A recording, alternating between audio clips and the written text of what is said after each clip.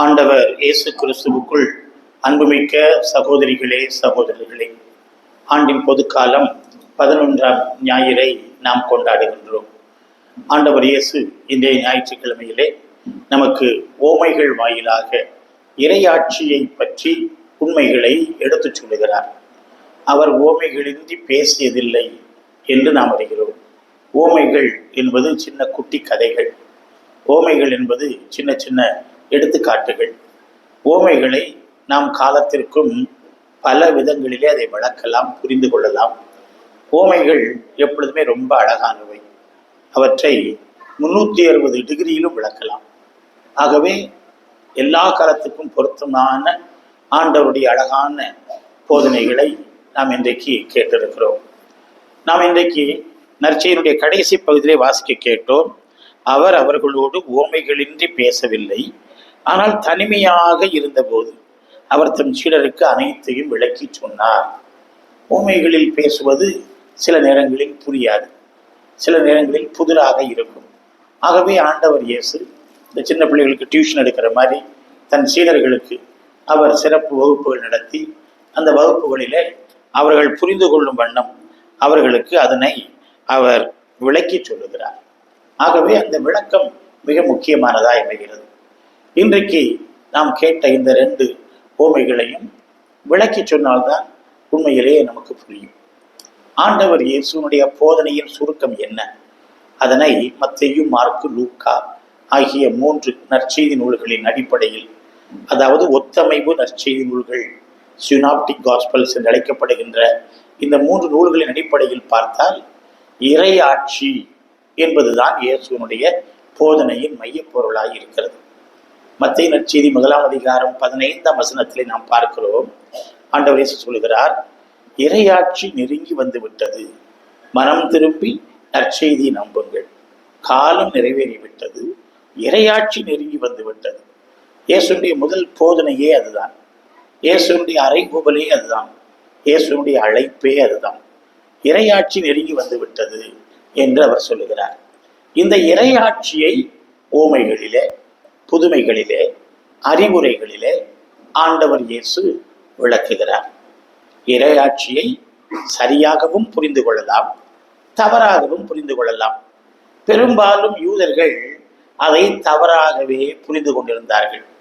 அப்படி என்ன அவர்கள் தவறாக புரிந்து கொண்டிருந்தார்கள் என்றால், இறையாட்சி என்றால் தன்னாட்சி, இறையாட்சி என்றால் நம்மை நாமே ஆளுகிற அரசாட்சி, இறையாட்சி என்றால் ரோமையரை விரட்டிவிட்டு நமக்கு நாமே கொடுக்கிற ஓர் அரசாட்சி என்று அவர்கள் இடங்களை பிடித்து, எல்கைகளை விரிவாக்கி நாம் வாழுகிற ஓர் அரசு, வலிமையான ஒரு அரசு என்று அவர்கள் ஒரு கருத்தினை கொண்டிருந்தார்கள். அவர்களை பொறுத்த மாத்திரத்தில் அது இவ்வுலகை சார்ந்த அரசு. அதற்கு எதிரிகள் உண்டு, படைகள் உண்டு, வெற்றிகள் உண்டு, தோல்விகள் உண்டு, வரிகள் உண்டு. நாம் மக்களை நமக்கு கீழே அடிமைப்படுத்தி ஒரு எஜமானனை போல வாழுகிறோம் என்கிற ஒரு கருத்து. அன்றைக்கு ரோமை பேரரசு அவர்களை அடிமைப்படுத்தி இருந்தது. அவர்களை ஆளுநர்கள் மூலமாக அடக்கியது. மேலும் அவர்கள் நடுவிலேயே ஒரு அரசனை வைத்துக்கொண்டு அவனை கப்பம் கட்ட வைத்து அவன் மூலமாக அவர்கள் அதிகாரத்தை செலுத்தி கொண்டிருந்தார்கள். இந்த ரோமை பேரரசு அழிய வேண்டும் என்பது பலருடைய விருப்பமாக இருந்தது. ஆகவே அவர்கள் இறையரசு என்பது இந்த அரசை அகற்றிவிட்டு நம்மிடையே ஒரு தலைவன் தோன்றி அவன் ஒரு அரசனாக எழும்பி அவன் தன்னாட்சியை நிறுவுவான் என்கிற ஒரு கருத்தினை அவர்கள் கொண்டிருந்தார்கள். ஆனால் இயேசுனுடைய போதனைகளில் தொடக்கம் முதல் நன்றாக கவனித்தீர்கள் என்றால், அவர் இடங்களை பிடித்து எல்கைகளை விரிவடைத்து ஆட்சி செய்கிற ஒரு ஆட்சியை அவர் விரும்பவே இல்லை. மக்கள் அவரை பல நேரங்களிலே அரசராக்க பார்த்தார்கள். நீர்தான் அரசர் என்று அவரை ஆக்க பார்த்தார்கள். ஆனால் அவர்கள் நடுவே நழுவி கொண்டு போனார். இதெல்லாம் எனக்கு வேண்டாம் என்று இயேசு சொன்னார். இயேசு போதித்ததை அவர்கள் தவறாக புரிந்தும் கொண்டார்கள். ஆகவேதான் இயேசு அவர்களுக்கு விளக்கங்கள் கொடுக்க வேண்டியிருந்தது, சரியாக எடுத்து சொல்ல வேண்டியிருந்தது. இயேசு இறை ஆட்சியை பேசுகிறார். இறை ஆட்சி என்றால் இறைவன் ஆட்சி. அதனை மத்தேயு நற்செய்தியாளர் விண்ணரசு என்று சொல்லுவார். ஏனென்றால் மத்திய நற்செய்தியாளர் தன் நற்செய்தியை யூதர்களாய் இருந்து கிறிஸ்தவர்களாய் மாறியவர்களுக்கு எழுதுகிறார். யூதர்களுக்கு சில முறைகள் இருந்தன. கடவுளுடைய பெயரை அவர்கள் சொல்லுவதில்லை. கடவுளுடைய பெயர் 2 விதங்களில் பழைய ஏற்பாட்டில் இருக்கிறது. ஒன்று யாவே, இன்னொன்று எலோஹிம். யாவே என்பதனை நாம் இறைவன் என்றும், எலோஹிம் என்பதனை கடவுள் என்றும் மொழிபெயர்க்கிறோம். இந்த யாவே எலோஹிம் என்கிற வார்த்தை வருகிற பொழுது அவர்கள் தலை வணங்கி அதோனாய், அதோனாய் என்றால் ஆண்டவரே என்று பொருள். இறைவன் கடவுள் என்கிற வார்த்தையை உச்சரிக்காமல் அதோனாய் கடவுளே, ஆண்டவரே, மன்னிக்குவோம், ஆண்டவரே என்று அவர்கள் சொல்லுவார்கள். பேரை சொல்லவா அது நியாயமாகுமா அப்படின்னு நம்ம சொல்லுவோம். அந்த காலத்திலலாம் ஊர்களில் வீடுகளுக்கு போய் உங்கள் வீட்டுக்காரர் பேர் என்ன அப்படின்னா, இல்லை ரசாங்கவா உங்கள் அப்பன் பேரை சொல்லு அப்படின்னு தான் சொல்லுவாங்க.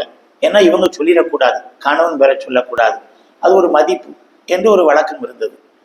இந்த காலத்தில் அப்படிலாம் கிடையாது. யாராவது வந்து நின்னாங்கன்னா, ஏய் ஸ்டீவன் இங்கே வா, உன்னை தேடி யாரோ வந்திருக்காங்க. ஸ்டீவன் அது பிள்ளைய கூப்பிடான்னு நினைச்சாச்சுன்னா கடைசி பெரிய உருவம் புருஷன் தான் வந்து நிற்கிறான். ஆக அந்த மாதிரி காலம் மாறி போயிடுச்சு. ஆகவே இன்றைக்கு நாம் அப்படிப்பட்ட ஒரு காலத்தில் தான் இருக்கிறோம். கடவுளுடைய பெயரை வீணாய் உச்சரிக்கிறோம். கடவுளுடைய பெயரை எப்படி மேரை மரியாதையோடு உச்சரிக்க வேண்டும் என்று யூதர்களிடத்தில் நாம் கற்றுக்கொள்ளுதல் வேண்டும். அதோனாய் என்று தலைவணங்கி அவர்கள் அதனை சொல்வார்கள். அது ஒரு தனி பண்பு. ஆகவே இறையரசு அல்லது கடவுள் அரசு என்பதனை அது இறை என்று வருகிறதே, அப்படி சொல்லக்கூடாது என்று மத்தேயு குழுமத்தில் இருந்தவர்கள் அந்த வார்த்தையை விண்ணரசு, புரிதா உங்களுக்கு, விண்ணரசு, இன்னொரு வார்த்தையில் அதனை அவர்கள் புரிந்து கொண்டார்கள். விண்ணரசு, கடவுளரசு, இறையரசு என்பதனை இன்றைக்கு நாம் பொதுமை வார்த்தை பயன்படுத்துகிற காரணத்தினால் இறையாட்சி, கடவுள் ஆட்சி என்று நாம் சொல்லுகிறோம். 1970களுக்கு பிற்பாடு இங்கே பெண்ணியல், இறையியல் அதிகமாய் வளர்ந்தது. ஆகவே அவர்கள் விவிலியத்தில் ஆணாதிக்க சொற்கள் அதிகமாக இருக்கின்றன.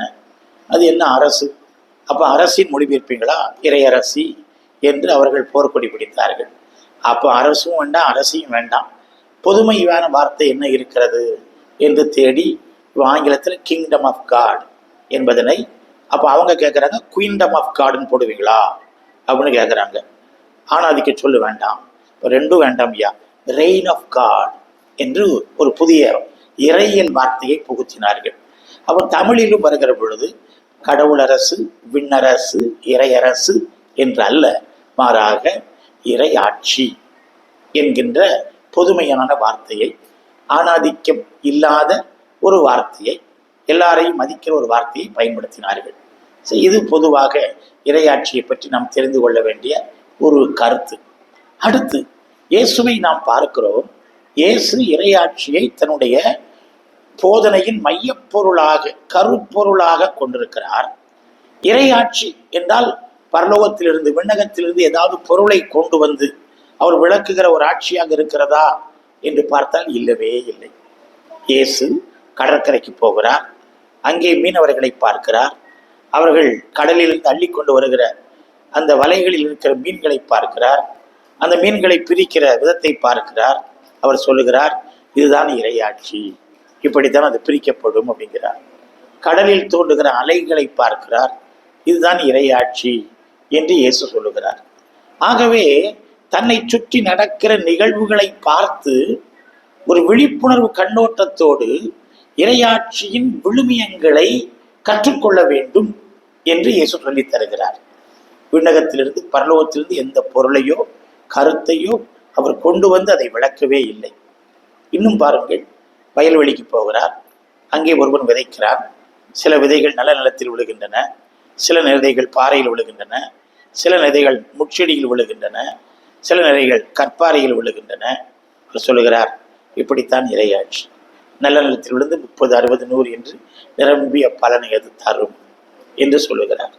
இன்றைக்கு நாம் வாசிக்க கேட்ட 2 ஓமைகளும் கூட இந்த விதைகளை பற்றி, வயல்வெளியை பற்றி, விவசாயத்தை பற்றியதாக இருக்கிறது. பரலோகத்திலிருந்து எந்த ஒரு கருத்தையும் இயேசு இறையாட்சியை விளக்க கொண்டு வரவில்லை. 3வதாக இயேசுவை பார்க்கிறோம். வீடுகளுக்கு செல்லுகிறார். வீடுகளிலே 2 பெண்மணிகள் மாவாட்டி கொண்டிருக்கிறார்கள். அப்போ சொல்லுகிறார், இப்படித்தான் இருக்கும் இறையாட்சி. மாவாட்டி கொண்டிருக்கிற பொழுது ஒருத்தி எடுக்கப்படுவாள், ஒருத்தி விடப்படுவாள் என்று சொல்லுகிறார். அங்கே ஒரு சிறுவன் விளக்கை அவன் கட்டிலுக்கு மேலும் கீழும் வைத்து விளையாடி கொண்டிருக்கிறான். கீழே வைக்கிற போது இருளாக இருக்கிறது, மேலே வைக்கிற போது வெளிச்சமாக இருக்கிறது. இப்படித்தான் இருக்கும் இறையாட்சி என்று அவர் வீட்டில் இருக்கிற ஓமையில் வைத்து சொல்லுகிறார். மாவரைத்த பெண்மணி மாவிலே சில புளிப்பு மாவை வைத்து அதற்கு புளிப்பு ஏற்றுகிறாள். இப்படித்தான் இருக்கும் இறையாட்சி என்று இயேசு சொல்லுகிறார். ஆக இறையாட்சியை விளக்க விண்ணிலிருந்து எந்த ஒரு பொருளையும் இயேசு கொண்டு வரவில்லை. நம்மை சுற்றி நடக்கிற நிகழ்வுகளை விழிப்புணர்வோடு, அவேர்னஸோடு நாம் பார்க்க வேண்டும். பல நேரங்களில் ஒரு கண்ணாடி போட்டு பார்க்குற காரணத்தினால சில மரபுகள், சில பாரம்பரியங்கள், சில ஐதீகங்கள் இவைகளை கொண்டே நம்ம பார்க்கிற காரணத்தினால உண்மையை, யதார்த்தத்தை நாம் பார்ப்பதில்லை. அதை கடந்து ஒரு உண்மை இருக்கிறது. அப்படிப்பட்ட விழிப்புணர்வோடு நாம் பார்த்தால் இறையாட்சி பற்றிய பண்புகளை நாம் கற்றுக்கொள்ளலாம் என்று இயேசு நமக்கு சொல்லித் தருவது தெளிவாக தெரியும். இறையாட்சி என்பது இயேசு நமக்கு நன்றாக தெரிகிறது, மண்ணுலகத்தில் ஆட்சியை பிடிக்க வரவில்லை. அப்படியானால் மக்கள் உள்ளங்களில் வாழுகிற ஆட்சி, இதயங்களை பிடித்து அரசாளும் ஆட்சி, நல்ல மதிப்பீடுகள், நல்ல வலிமையங்கள், நல்ல உயர்ந்த பண்புகள், இவைகளை ஒருவர் இதயத்திலே கொண்டு இந்த உலகத்திலே வாழ வேண்டும். அதுதான் இறை ஆட்சி என்று ஆண்டவர் இயேசு பண்போடு நமக்கு சொல்லித் தருகிறார். அப்படியான இந்த இறை ஆட்சியின் பண்புகள் என்ன, எவை என்று ஒரு கேள்வியை கேட்கலாம். அன்பு வாழ்க்கை, ஒருவரை ஒருவர் மன்னிக்கிற வாழ்க்கை, ஒருவருக்கொருவர் தாராளம் காட்டுகிற வாழ்க்கை, ஒருவருக்கொருவர் இரக்கம் காட்டுகிற வாழ்க்கை, ஒருவரோடு ஒருவர் நல்ல இணக்கமாய் வாழுகிற ஒற்றுமையின் வாழ்க்கை, என்னிடத்தில் இருப்பதை அடுத்தவர்களோடு பகிர்ந்து கொள்கிற வாழ்க்கை, சமத்துவமாய் சகோதரத்துவமாய் நாம் வாழுகிற வாழ்க்கை, இந்த விழுமியங்கள் தான், இந்த பண்புகள் தான் இறையாட்சியின் பண்புகள். ஒரு அரசாங்கத்துக்கு எப்படி சட்டத்திட்டங்கள் இருக்கிறதோ, இயேசுனுடைய இறையாட்சிக்கு இருக்கிற சட்டத்திட்டங்கள் அங்கே அன்பு, மன்னிப்பு, இரக்கம், பகிர்தல், இவை போன்ற உயர்ந்த விழுமியங்கள் இருத்தல் வேண்டும். இந்த கருத்துக்களைத்தான் இயேசு தன்னுடைய ஓமைகளிலே அழகாக சொல்லித் தருகிறார்.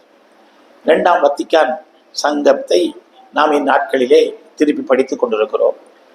2025 இயேசு கிறிஸ்து பிறப்பின் யூபிலி ஆண்டை முன்னிட்டு இந்த ஆண்டிலே 2ஆம் வத்திக்கான் சங்க ஏடுகளில் 4 ஏடுகள், திருவழிபாடு, இறை வெளிப்பாடு, திரு அவை, இன்றைய உலகில் திரு அவை ஆகிய 4 ஏடுகளை மீள் பார்வை பார்க்குமாறு திருத்தந்தை நமக்கு அறிவுரை தந்திருக்கிறார்.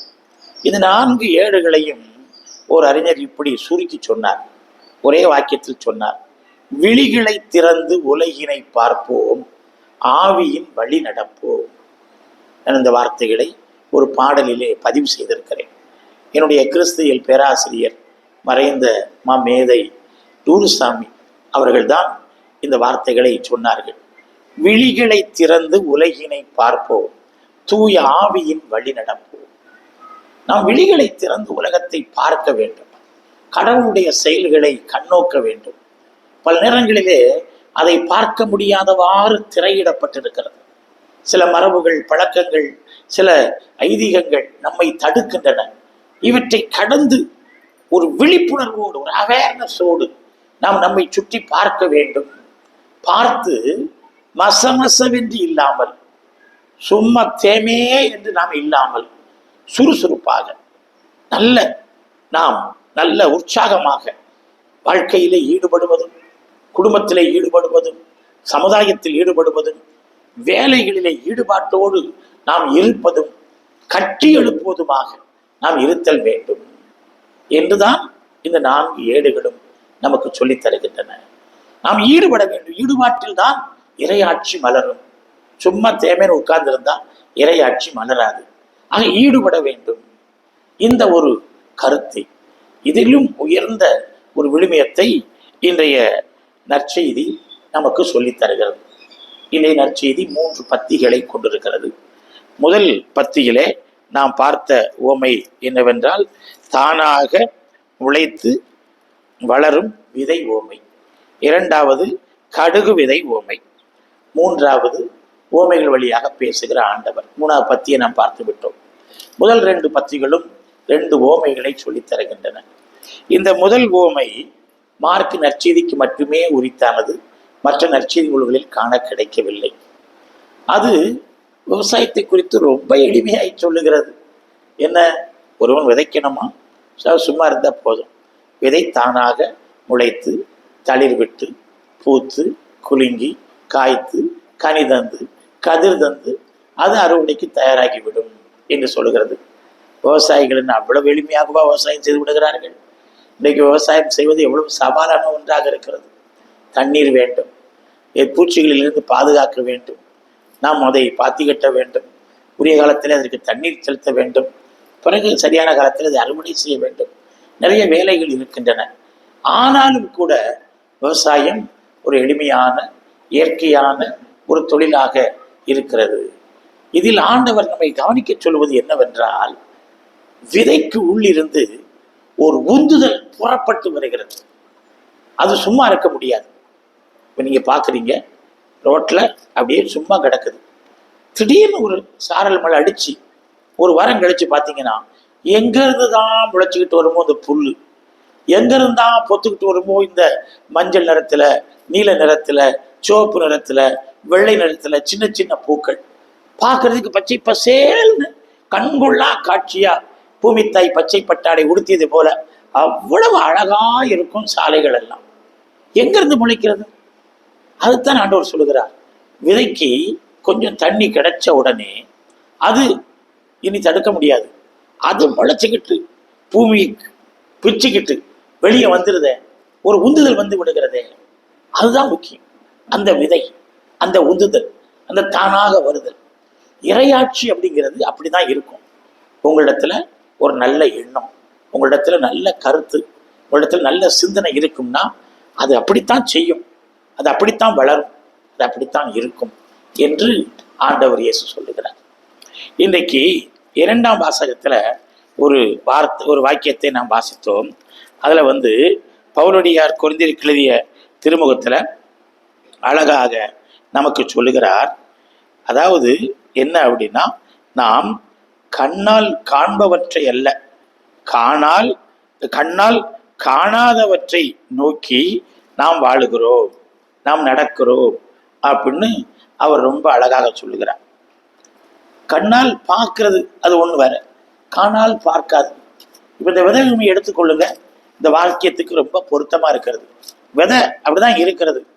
ஆனா அந்த விதை எப்படி வளருது பாருங்க, எப்படி அது உருமாறுது பாருங்க, எப்படி அது ஆச்சரியமா இருக்குது பாருங்க. ஒரு பப்பாளி பழத்தை வெட்டுறோம், பப்பாளிக்குள்ள விதை இருக்குது, அதை எடுத்து தோட்டத்துல போடு முளைக்கும் அப்படின்னு நாம சொல்றோம். ஒரு பப்பாளி பழம், அதுல இருந்து நம்ம எடுக்கிறோம், 10-50 விதை இருக்குது, எடுத்து போடுறோம். அதுல ஒரு விதை முளைச்சி எத்தனை பப்பாளியை கொடுத்துருது பாருங்க.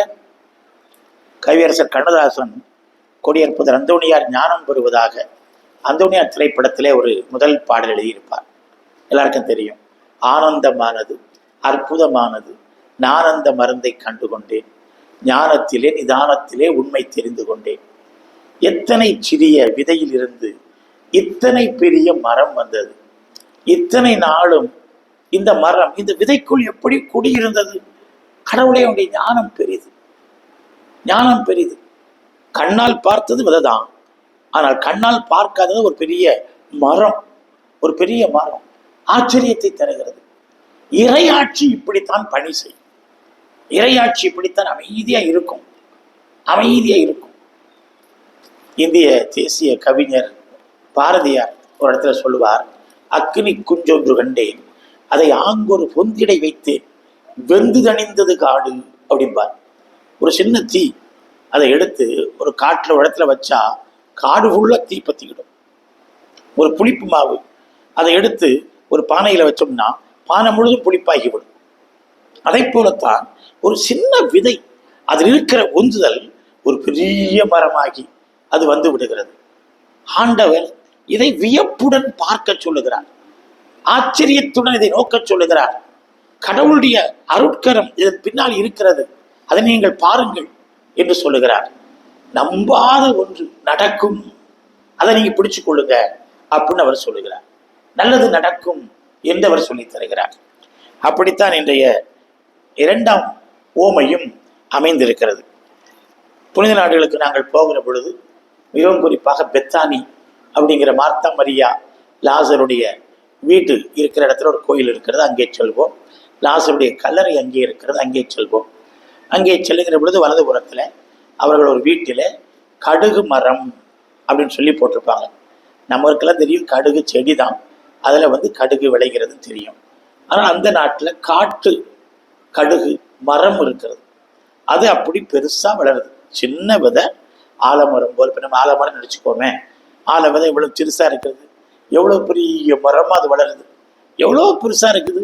விழுதுகள் எல்லாம் வெட்டி என்ன பெருசாக இருக்கிறது. இத்தனை சிறிய விதையிலிருந்து எத்தனை பெரிய மரம் வந்தது. அதுதான் இங்கே கடுகு விதை. ஆனால் மரமாக வளர்கிற பொழுது பறவைகள் குடியிருக்கின்றன, பழங்கள் கனியாய் உணவாய் அமைகின்றன. எவ்வளவு பெரிய பேருக்கு நிழலாய் இருக்கிறது என்கிற ஒரு உண்மை நமக்கு சொல்லப்படுகிறது. கடவுளுடைய இறையாட்சி இப்படி இருக்கும் என்று அவர் நமக்கு சொல்ல வருகிறார். அந்த இறையாட்சியில ஆகா, இந்த பறவை நேற்றுக்கு மசூதியில் இருந்தது, இந்த பறவை முந்தின நாள் அது இந்து கோயில் இருந்தது, இன்னைக்கு இந்த மரத்துல இருக்காதுன்னு சொல்ல முடியுமா? எல்லாரும் இளைப்பாறுவார்கள், எல்லாரும் கனி உண்பார்கள், எல்லாரும் நிழலில் குடியிருப்பார்கள். அப்போ இறையாட்சி என்பது ஒரு சமயத்துக்கோ ஒரு குறிப்பிட்ட இனத்திற்கோ மதத்திற்கோ உரியதாக அல்ல, எல்லா மனிதகுல சமுதாயத்திற்குமான உயர்ந்த விழுமியத்தை அது கொண்டது. அன்பு செய்யணும் அப்படிங்கிறது கிறிஸ்தவங்களுக்கு மட்டும் உள்ள பண்பா? எல்லாருக்கும் உள்ள பண்பு தானே. இப்போ ஒரு இந்து சகோதரனும் சகோதரியும் ஒருத்தர் பார்க்குறாங்க, அவங்க உள்ளத்தில் ஒரு கிளர்ச்சி எழும்புகிறது. என்ன சொல்கிறாங்க? ஐ லவ் யூ தானே சொல்கிறாங்க. இப்போ நீங்கள் ஒரு பையனை பார்க்குறீங்க, உங்கள் உள்ளத்தில் ஒரு நல்ல எண்ணம் எழும்புது, என்ன சொல்கிறீங்க? உடனே ஐ லவ் யூ தானே சொல்கிறீங்க. அப்போ அந்த லவ்ங்கிறது பொது தானே, பகிர்தலுங்கிறது பொது தானே, ஒருத்தர் மதிக்கிறதுங்கிறது பொது தானே. அப்படி ஒரு பொதுமை பண்பு இங்கு உருவாகும் அப்படின்னு ஆண்டவர் சொல்லுகிறார். ஆகவே சிறியதில் இருந்து மிக பெரியது உருவாகும்.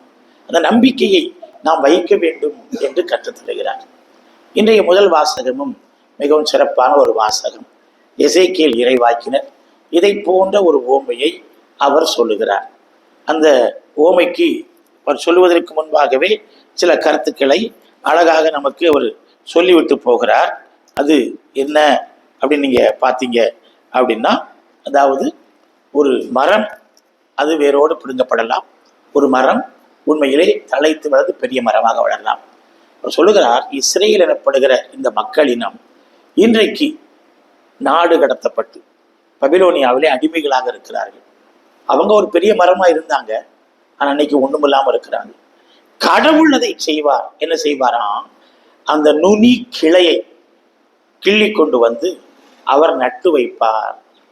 நுனி கிளைக்கு என்ன ஸ்ட்ரென்த் இருக்கும், அதுக்கு என்ன ஒரு வலிமை இருக்கும், அதுக்கு என்ன ஒரு ஆற்றல் இருக்கும், அது ஒன்றும் இல்லாத போலதான் தெரிகிறது. ஆனால் அதை பிடுங்கி கொண்டு வைப்பார், அது பெரிய மரமாக வரும்.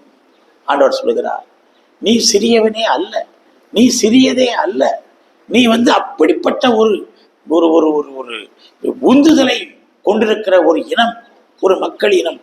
ஆகவே எல்லாருக்கும் பயனுடைய விதத்துல, எல்லாருக்கும் பயனுடைய இறையாட்சியில நீங்கள் பங்கெடுங்கள் என்று நமக்கு சொல்லித் தருகிறார்.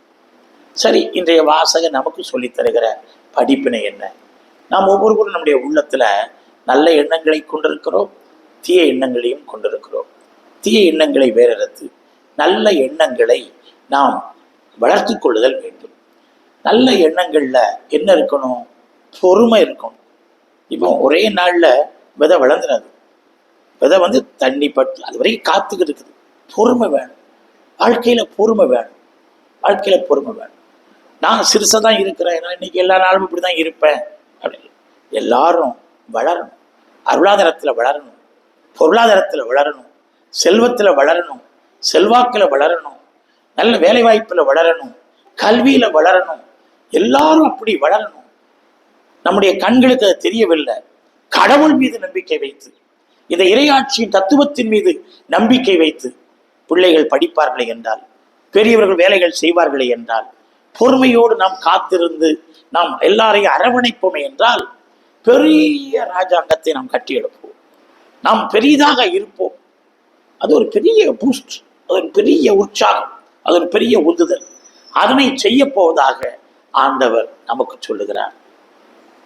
நீ வாளாக இல்லாமல் தலையாக இருப்பாய். நீ கடன் வாங்குவனாக இல்லாமல் கடன் கொடுப்பவனாக இருப்பாய். நீயே பிறருக்கு ஆசையாக விளங்குவாய். இந்த வசனங்களை எல்லாம் சேர்த்து கூட்டி கழிச்சு பாருங்க. இன்றைய வாசகம் எப்படிப்பட்ட ஒரு உற்சாகத்தை தருகிறது, எப்படிப்பட்ட ஒரு பேராசையை கொண்டு வந்து தருகிறது. ஆகவேதான் மாலை நேரத்தில் சீடர்களுக்கு ஆண்டவர் விளக்குகிறார். அப்படிப்பட்ட ஆண்டவர் உங்கள் உள்ளத்திலும் தூய ஆவியின் துணையால் இந்த மறைபொருளாய் இருக்கிற உவமைகளை விளக்கி அதன் உங்களை கருவிகளாய் பயன்படுத்தி உங்களை மிகப்பெரிய மரங்களாக, உங்களை மிகப்பெரிய விருட்சங்களாக, உங்களை மிகப்பெரிய ஆசீராக உங்கள் குடும்பத்திற்கும் சமுதாயத்திற்கும் திரு அவைக்கும் ஆண்டவர் மாற்றுவாராக. ஆமேன்.